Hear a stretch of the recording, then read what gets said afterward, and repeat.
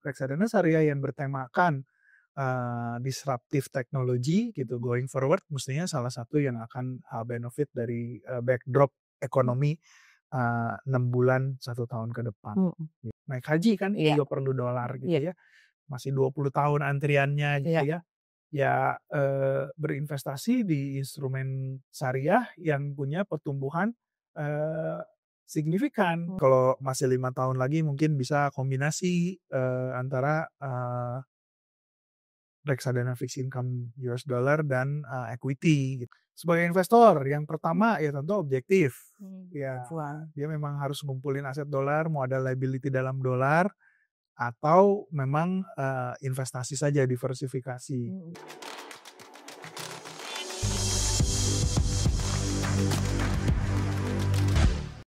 Halo, selamat datang di podcast Bareksa Insight bersama saya Hanum Kusumadewi. Dan kali ini saya bersama dengan CEO Bareksa, Niputu Kurniasari. Halo Smart Investor. Halo Mbak Putu, ijo-ijo Ya. banget nih kita nih ya. Iya, sesuai dengan kenaikan IHSG. Oke. Dan kali ini kita kedatangan tamu yang mungkin sebelumnya teman-teman Smart Investor juga udah kenal. Beliau adalah Direktur dan CIO PT Mandiri Manajemen Investasi, Bapak Ernawan Salimsyah. Selamat datang, Pak. Terima kasih Mbak Hanum. Ya, terima kasih, Pak. Terima kasih Pak sudah datang lagi ke sini bersedia dan kita mau membahas lagi nih saat ini tentang USD ya, reksadana USD ya Pak ya. Dengan senang hati. Iya. Oke, yuk kita mulai aja nih. Jadi mungkin kita kan sebagai investor kan butuhlah diversifikasi gitu ya Pak ya. Karena ya kalau secara mata uang gitu kan tidak hanya rupiah gitu yang ada di dunia ini gitu. Tapi juga secara kacamata global gitu kan yang sering dipakai sama orang tuh dolar gitu. Mungkin Bapak bisa jelaskan nih bagaimana peluang investasi di aset yang denominasinya itu dolar atau USD. Silakan Pak. Ya. Ya Mbak Hanum, jadi memang diversifikasi itu banyak mungkin secara konsep ya. Ada pepatah kan don't put all your egg into one basket gitu ya. Nah itu tuh bisa diversifikasi di geografi ekonomi gitu ya, di negara maju, negara berkembang gitu ya. Bisa juga diversifikasi di class of asset ya kan, bisa di equity, fixed income gitu kan ya, money market. Bisa juga diversifikasinya itu dalam bentuk ya itu tadi mata uang gitu ya.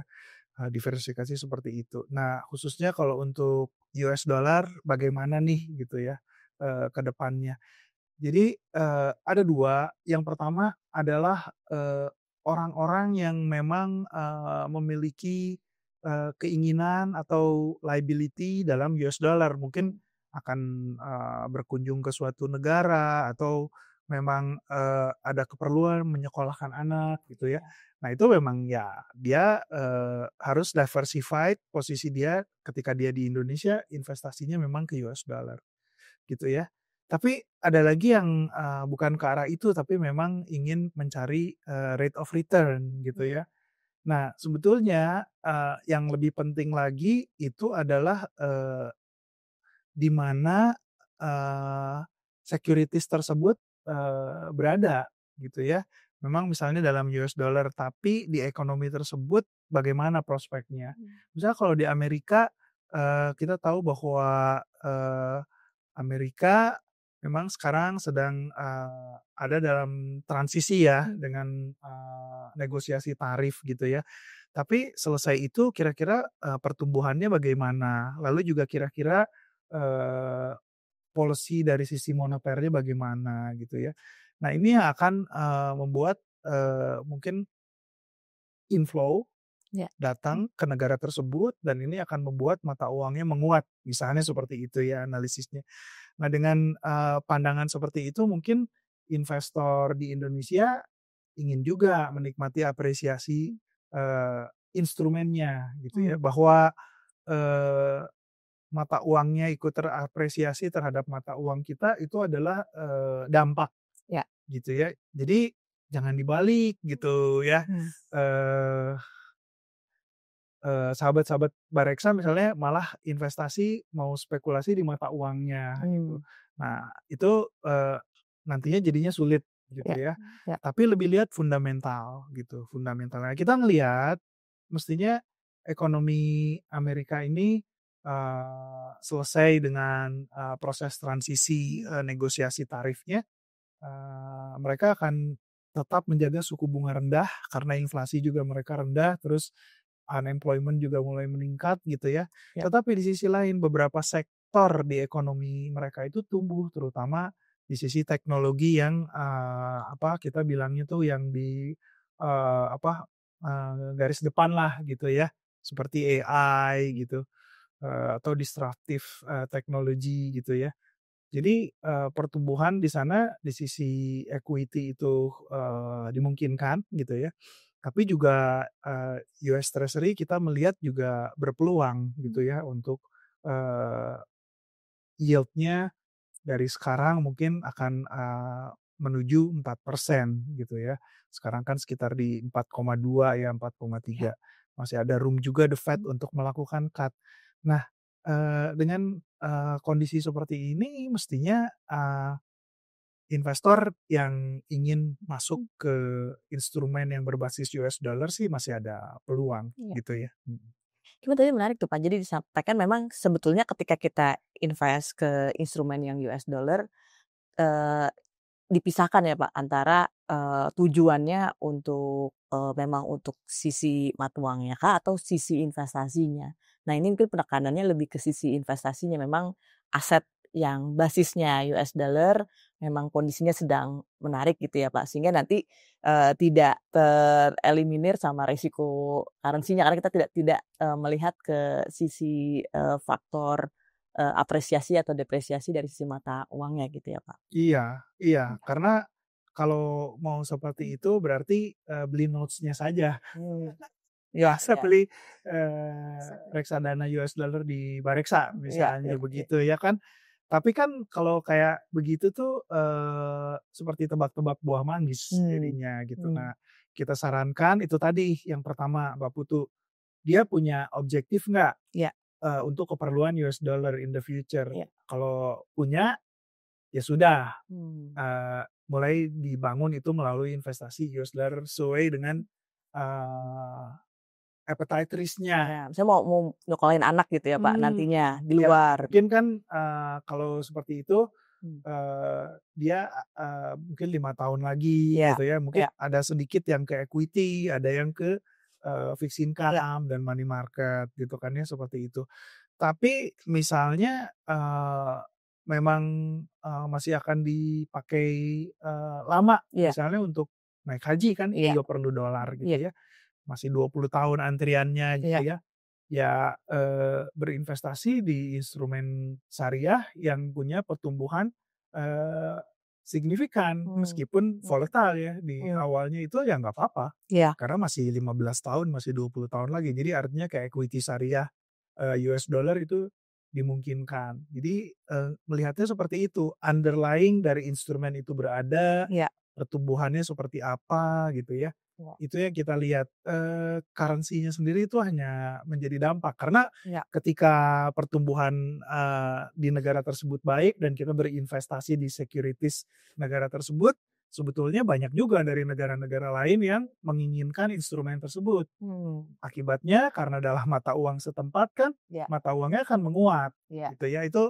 Itu hanya dampak gitu. iya Jadi saya ingin menggarisbawahi bukan spekulasi di iya US dollarnya, iya.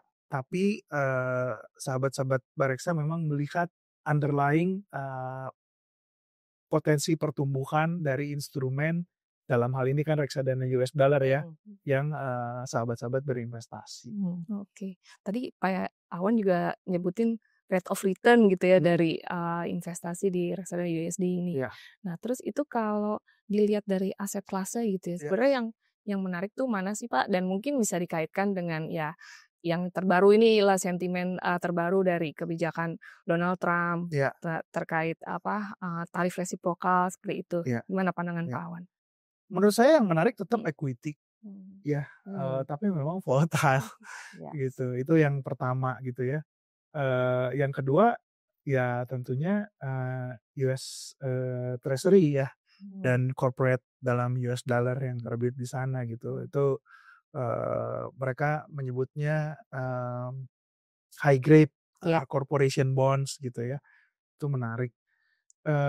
Dan yang, eee, risikonya paling rendah tapi ya imbal hasilnya juga, lebih rendah ya tentunya, time deposit atau money market instrument gitu ya. Mmm. Kayak yang mungkin US Treasury yang udah jadi money market mungkin udah, kecil aja gitu ya, mungkin udah, tinggal, 2,5% mungkin ya, atau di bawah itu. Jadi, begitu. Nah, cuman perspektifnya gini, kan kita jangan melihat, yang mana yang paling tinggi terus kita ke situ. Uangnya mau dipakai 6 bulan lagi terus kita masuk ke equity misalnya, Mmm. equity-nya volatile kan Iya, jadinya repot iya, gitu ya. iya. Mungkin perspektifnya adalah kita kaitkan dengan objektif kita apa. Mmm. Tapi, kondisi, untuk yang global market-nya sebenarnya favorable untuk di 3 produk itu ya, Pak, untuk saat ini? Untuk saat ini iya, tetapi ketika sudah masuk ke cut cycle mungkin money market jadi rendah ya. Karena kan reinvestment dia akan reinvest, kan money market biasanya di time deposit yang 1 bulan, 3 bulan, Heeh. atau bonds yang akan Betul. mature kurang dari 1 tahun. Ketika terjadi cut, which is kita pikir sih, eee, memungkinkan untuk, the Fed melakukan cut di September dan mungkin sekali lagi di Desember dan mungkin sekitar 100 basis lagi di 2026 Mmm. gitu ya. Mmm. Ya, kalau mau masuk ke money market ya sekarang lah gitu, kalau nanti-nanti ya nanti Tinggal ya. udah udah udah rendah ya Iya, iya, iya. gitu. Kalau dilihat tuh kayak sekarang yang punya Mandiri tuh masih 3%-an ya, Pak? 3%, sekarang 3%. 3% karena kita ada masuk ke ya, time deposit yang masih tinggi rate-nya dan ke, paper-paper yang, kebetulan juga, yield-nya masih masih menarik ya. Mmm. Iya. Kalau kami juga, lakukan research Pak, comparing sama deposito USD juga dia eee, masih lebih tinggi ya, Pak? Iya, Apalagi ada benefit pajaknya kan nggak ini. benefit pajak sebetulnya enggak, karena money market kan kena ya, Oh iya. kalau dia naruh ke time deposit ya tetap kena. Eee, Cuma mungkin ya udah rendah banget ya, Mmm. rate di bank-bank itu mungkin kelebihan, likuiditas juga untuk USD atau, eee sehingga, yang di-offer itu rendah Mmm. gitu. Jadi kita memang, ada ke Indon Series atau, korporasi yang dalam, US dollar US dollar. ya, yang masuk dalam kategori money market. Nah itu berarti kan juga jadi pilihan ya, Pak, kalau misalkan memang profil risk-nya rendah, bahkan yang money market pun juga sekarang jadi ada pilihan. Karena Betul. kalau lihat seperti tadi kan offering di tempat lain, ya karena ini jadi reksadana jadi lebih Menarik. menarik Iya, sayangnya, Pak. betul betul. Dari sisi itu iya, juga dari sisi kenyamanan lah gitu. Mmm. Kalau, kan tadi ya kata kuncinya diversifikasi. Iya, Jadi iya, uangnya nggak taruh di satu bank iya, misalnya untuk iya, investment gitu ya, iya. kan repot juga kan ngelihat, itemnya jadi banyak gitu Mhm. misalnya. Walaupun mungkin dari, smartphone Mmm. ngelihatnya gitu ya. Tapi Mmm. kalau di reksadana kan sebetulnya sudah dibantukan untuk Mmm. diversifikasi tersebut gitu. Nah, kalau 6 bulan sampai 1 tahun ke depan view kita itu tadi ya, gitu, mungkin, money market ya sekarang lah, Mhm. saatnya, masuk, Iya, investor-investor gitu iya, ya. Karena kalau apalagi masuknya di 2026 gitu, itu iya. kayaknya cycle-nya lagi mengalami cut gitu. Oh, Iya, oke. Oke, Pak Wan, ini ngomongin tadi, cut rate ya, kemungkinan dan, peluangnya di reksadana yang basisnya equity gitu. iya, Nah, gimana kalau dengan, equity-nya yang di, US dollar gitu? Dan tadi, Pak Wan juga mention saham-saham AI, teknologi. iya. Itu, seperti apa sih sektor-sektor ini nih peluangnya gitu? Iya, karena gini, mereka kan padat modal ya, Mhm. AI itu, Mhm. gitu kan. Jadi mereka perlu financing. Mhm. Ketika terjadi cut, dan, suku bunga murah, itu makin baik buat mereka, margin mereka makin bagus gitu, karena mereka memang perlu modal. Iya. Jadi makanya berbeda dengan mungkin consumer gitu ya. Ketika unemployment di Amerikanya meningkat gitu, mungkin saham-saham consumer drop Hmm. gitu ya. Nah, tapi saham-saham yang mereka menyebutnya Magnificent Seven itu terus naik gitu. Itu yang dampaknya ke equity market ketika terjadi cut. Jadi memang nggak sama. Orang kadang pukul rata aja, ini ada cut berarti kan ekonominya melemah gitu ya. Iya. Equity market jelek lah gitu. Iya. Sebenarnya enggak gitu. Ada segmented di situ. Kita harus lihat ini dia capital intensif atau labor intensif gitu. Kalau dia capital intensif kan sebenarnya financing dia jadi lebih murah, Iya. growth dia jadi lebih bagus. Nah, reksadana kalau di kita kan yang bisa 100% offshore itu yang syariah ya. Iya. Reksadana syariah yang bertemakan disruptive technology gitu going forward mestinya salah satu yang akan benefit dari backdrop ekonomi 6 bulan 1 tahun ke depan. Ya. Oke. Itu tidak terbatas untuk di US aja ya Pak ya?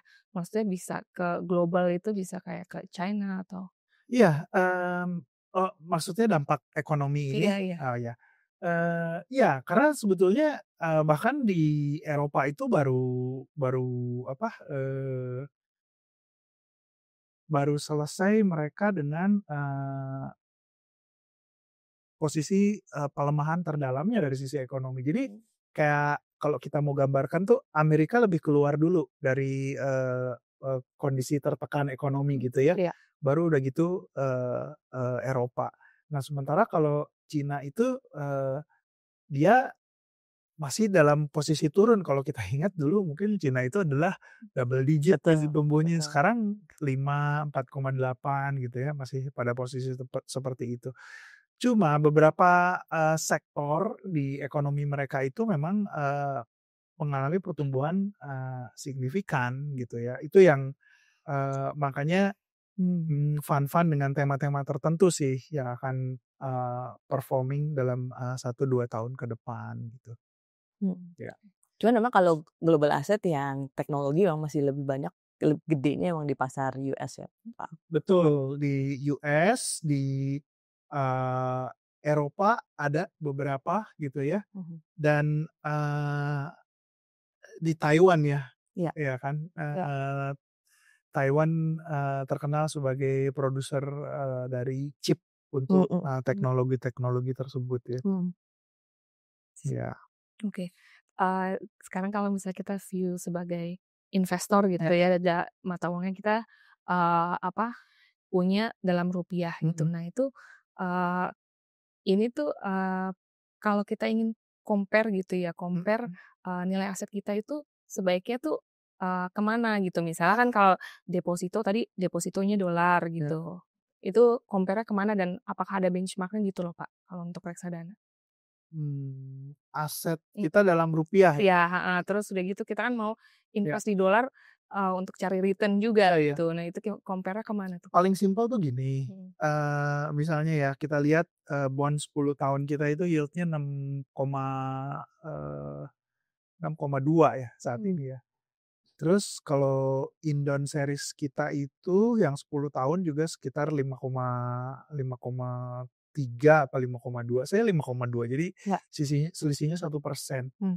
Ketika kita ingin berinvestasi keluar ya minimal selisihnya itu 1% dari apa yang kita pegang sekarang gitu. Kalau enggak ya berarti nggak benefit kita invest di mata uang tersebut gitu. Selisih itu kadang juga disebut sebagai swap rate. Iya. Jadi misalnya kita invest dalam rupiah tapi kalau dalam dolar gitu ya ada cost-nya gitu ya, selisih sebesar 1% itu. Nah itu kalau tadi Mbak Hanum menanyakan kira-kira benchmark-nya apa, ya swap rate itu mungkin yang jadi acuan bahwa kalau pada saat ini jangan lebih dari 1% penurunannya gitu. Jadi Iya. terus gimana kalau misalnya sekarang kita di TD rupiah gitu ya, di bank gitu dapat misalnya 5,5% sebulan gitu ya. terus ada TD dolar. Paling enggak dia nawarin 4,5%, paling enggak gitu. Itu worth it. Tapi kalau misalnya ya kita lihat di market 2%, 1% Ya, gitu.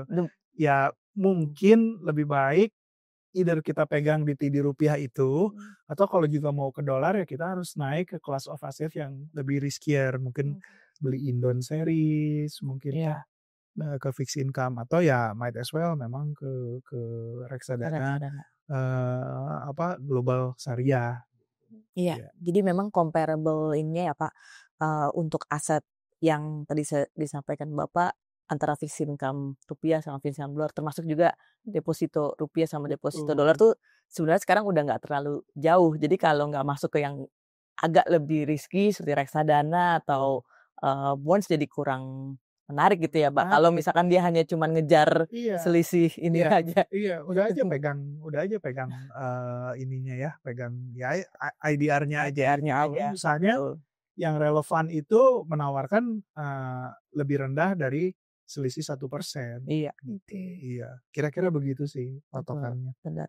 Oke, Ya. mungkin tips-tips ini investasi nih ya Pak ya, kalau untuk ya kita pegang rupiah gitu, aset kita dalam rupiah. Terus mau coba pertama kali punya yang aset dolar Iya. gitu. Itu apa aja sih yang perlu dipertimbangkan gitu sebagai investor?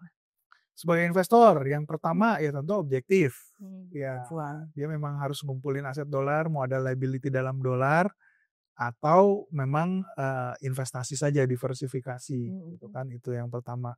Nah kalau memang memerlukan aset dalam dolar, kapan dia akan menarik investasi tersebut gitu. Kalau udah di bawah 1 tahun ya sebaiknya ke money market US dollar saja Iya. gitu. Kelebihan uang dia miliki dia taruh di situ. Tapi kalau masih 5 tahun lagi mungkin bisa kombinasi antara reksadana fixed income US dollar dan equity gitu. Tapi kalau yang masih jauh, saya sarankan sih ya equity US dollar aja Iya. gitu. Nah, kalau yang tidak ada keperluan gitu ya, sebaiknya melihat fundamentalnya gitu. Saat ini memang masih menarik, tadi saya katakan bahwa memang ada transisi masalah tarif ini, reciprocal tarif, tapi setelah soft mestinya Amerika sih masih bertumbuh terutama di beberapa sektor. Nah, kalau begitu kan memang akan ada inflow ke US Ya. gitu ya. Ya. Akibatnya juga trade mereka akan surplus mungkin kan. Akibatnya ada penguatan di mata uang. Nah, investor yang menginginkan atau punya view seperti itu ya dia bisa beli instrumen-instrumen dalam US dollar. Tapi kalau yang tujuannya begini, jadi memang bukan punya liability nanti in the future, dia harus selalu mengamati market. Karena ekonomi itu ada cycle-nya gitu. Bisa jadi suatu saat kredit rating negara Amerika itu terus melorot, kan udah nggak triple A lagi loh sekarang kan, udah turun 2 notch gitu ya. Sementara Indonesianya naik. Nah, tiba-tiba mata uang rupiah menguat gitu terhadap Amerika. Bisa jadi suatu saat seperti itu. Ya. Jadi untuk investor yang memang mau coba, mau masuk gitu ya, bahkan tujuannya memang cuma diversifikasi atas mata uang, dia harus mengamati lebih jauh sih. Dia harus melihat berita ekonomi gitu, sering-sering baca flash news-nya dari Bareksa gitu ya. Karena itu dia gitu, suatu saat divaluasi dalam US dollar, kekayaan dia tuh bisa bisa lebih rendah nantinya karena ekonomi cycle tadi. Tapi kalau yang punya kewajiban nantinya dalam US dollar gitu kan ya nggak masalah gitu. Memang uang tersebut akan dia consume dalam mata uang tersebut. Iya, jadi sebetulnya memang kelihatannya tuh, lebih pas dari yang memang sudah punya dolar ya, Pak. Jadi yang memang dia emang ada kebutuhan nantinya jangka panjang, atau mungkin yang anak-anak muda sekarang, Pak, yang memang sudah trading kayak muda kripto apa, parkirnya kan bisa daripada cuman tadi parkir ke perbankan, salah satu diversifikasinya juga bisa parkir di reksadana, pasar uang, Betul. dengan return yang potensi return lebih tinggi. Betul, betul. Jadi mereka bisa menggunakan ini sebagai parking facility. Iya. Yet kalau yang memang sudah mainnya di kripto gitu ya, Ya. mungkin parking di money market nggak menarik gitu. Bisa Ya, masuk ke fixed bisa ke income. fixed income gitu parkingnya Ya. gitu ya. Ya. Iya. Kasih gambaran Pak, fixed income kalau yang mandiri berapa tuh returnnya? Kita ini saat ini sekitar 3%-an juga sih yang fixed income gitu ya. Jadi sama tuh sama yang money market. Mm-mm. Kenapa? Karena di bulan Januari, Februari Maret itu US dollar paper itu mengalami koreksi Ya. gitu karena memang ada kenaikan yield signifikan tuh di US Treasury karena ada sejumlah entity itu menjual US Treasury gitu. Waktu itu sempat ke 4,5, 4,6 gitu ya. Ya. Sehingga fixed income kan ikut dong Mhm. terkoreksi gitu. Tapi kalau 1 bulan, 2 bulan terakhir sih sudah lebih baik sih dibanding money market gitu ya. Mm-mm. Dan apalagi nanti kalau ada cut rate, potensial itu berarti Betul. lebih menarik lagi gitu Lebih ya? menarik lagi di fixed income gitu. Karena kan kita tahu ya, fixed Ya. income itu valuasinya akan naik ketika suku bunga acuannya turun kan. Mm-mm. Sementara kalau money market, ya ketika suku bunga acuannya turun, harga dia memang akan ikut naik Ya. sampai titik dia harus reinvest. Ya. Ketika dia reinvest kan, ya kan money market kan pendek. Ketika Ya. dia reinvest ya dia Kuponnya di keturun ya. iya di ini yang lebih rendah gitu. Ya. Ya. Begitu. Oke, menarik banget nih. Bapak tuh ada tambahan lagi nih? Ya, jadi kan kalau ini Pak, apa namanya, yang kita kembali lagi yang ke masalah Amerika ini Pak. Ya. Jadi kalau dari view Bapak tadi disampaikan kayaknya nih tahun depan udah mostly kayaknya udah hampir solve lah terkait dengan perang dagang dan segala macamnya itu Pak. Nah, kalau dikatakan kita sama-sama equity ya Pak, berarti kan artinya equity-nya bagus tidak hanya di dalam, di global juga atau biasanya global duluan baru kita ikut Pak? Iya. Kalau lihat dari flow yang biasa terjadi historically. Iya. Itu semua tergantung dari pertumbuhan di masing-masing negara gitu ya. Kalau memang terjadi global contraction seperti 2020 misalnya, memang semua terpengaruh. Lalu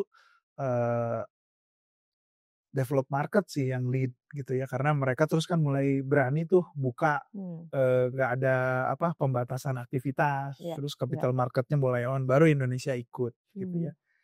Tapi kalau saat ini story-nya mungkin berbeda gitu, karena kita juga punya cerita domestik equity kita gitu kan, dan antara dengan transformasinya di BUMN gitu ya.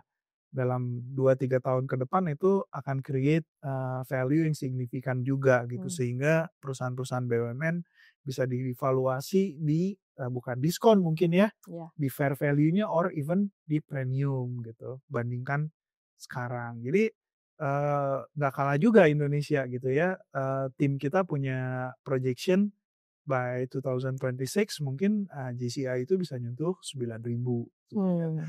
Nah, di US tadi itu beberapa stok yang kita nyebutnya mega cap gitu ya, yang Magnificent Seven itu akan jadi motor. Dia juga masih akan tumbuh terus sih gitu. Meskipun di sisi consumption mungkin melemah gitu ya. Karena memang motor ekonominya tuh ada divergensi gitulah di US, sehingga sebetulnya masih menarik tapi nggak bisa kita lihat broad base, jadi harus tematik gitu. Harus tematik ya Pak. Iya. Nah, itu mungkin jadi satu kelebihan kalau kita beli saham US katakan lewat reksadana, compare lewat sendiri kali ya Pak. Itu karena MI mungkin bisa mengatur nih mana tema yang bisa lebih ada. Iya, betul. Dan kadang memang sudah dibuatkan temanya gitu. Seperti misalnya Mandiri, kita mempunyai Mandiri Global Equity Syariah yang memang temanya di disruptive technology gitu ya. Jadi mungkin sekitar 44%-nya tuh memang berinvestasi di teknologi. Sisanya di beberapa sektor yang menurut kita ini akan ditunjang oleh disruptive teknologi ini seperti discretionary ya gitu. Jadi itu akan memudahkan investor gitu ketimbang dia harus nyari stoknya satu-satu gitu ya. Dan belum juga beda time zone ya. Kalau dia kerjakan sendiri kan berarti dia harus begadang gitu. Padahal besoknya kerja misalnya kan. Repot juga gitu. Atau yang punya hobi ya keganggu hobinya gitu. Ya. Karena dia harus siap-siap untuk trading lah. Dengan adanya reksadana offshore ini ya dia akan terbantu sih. I see. Berarti kalau gitu bisa kita simpulkan di yang sekarang mungkin yang tahun ini untuk yang produk USD money market masih oke gitu ya Pak ya. Tapi kayaknya mungkin untuk mengarah buat persiapan tahun depan bisa mulai melirik fixed income dan equity fund USD ya Pak. Betul. Dan tadi Pak Awan juga bilang kalau mau rate of return lebih tinggi ya naikin kelas aset gitu ya Pak ya. Naikin risiko dari class of asset. Iya, dan yang terakhir tadi tuh kalau misalnya kita memang punya dolar, kayaknya sekarang kalau cuma taruh di ini udah kurang menarik ya Pak. Betul. Jadi amat sayang gitu kalau dolar kita nggak diapa-apain, apalagi kebanyakan orang Indonesia juga dolarnya disimpan biasa gitu aja ya Pak. Dari notes gitu Pak. Jadi nggak produktif. Nah sementara ada kesempatan yang tadi kayak di money market 3 tuh masih relatif tinggi loh Pak. Untuk 3% tuh cukup oke untuk ini. Iya, karena memang TD ya udah lebih rendah dari itu ya. Iya, jauh Pak. Iya. Dan ini net return ya kalau yang udah tampil di NAB ini kan net return gitu ya. Iya, sudah dikeluarkan faktor pajaknya. Iya. Itu tadi. Menarik banget nih soal reksadana USD. Mungkin teman-teman smart investor juga perlu untuk mungkin nggak coba, mungkin sedikit-sedikit dulu kali ya untuk namanya juga untuk diversifikasi gitu ya Pak ya. Iya. Cuma jangan lupa PR-nya aja teman-teman smart investor ya. Ketika ke dimensi US dollar itu ya ada berita-berita yang harus dibaca lebih lah gitu. Betul Pak. Ya namanya juga smart investor, oke. Tetap harus tetap harus riset juga. Dan tapi jangan khawatir nih Bareksa, Mbak Putu nih timnya Mbak Putu juga pasti kita rutin ya kasih update investasi. Sering-sering kepoin channelnya Bareksa. Termasuk podcast ini nih Pak. Iya, betul. Gak ketinggalan nih. Iya. Oke, mungkin itu tadi diskusi kali ini ya udah kejawab semua nih ya. Dan menarik banget gitu. Makasih Pak Awan, Mbak Putu. Terima kasih Mbak Pak Awan. Oke. Kita tutup dulu episode Bareksa Insight kali ini. Semoga bermanfaat buat semuanya. Sampai jumpa di episode berikutnya.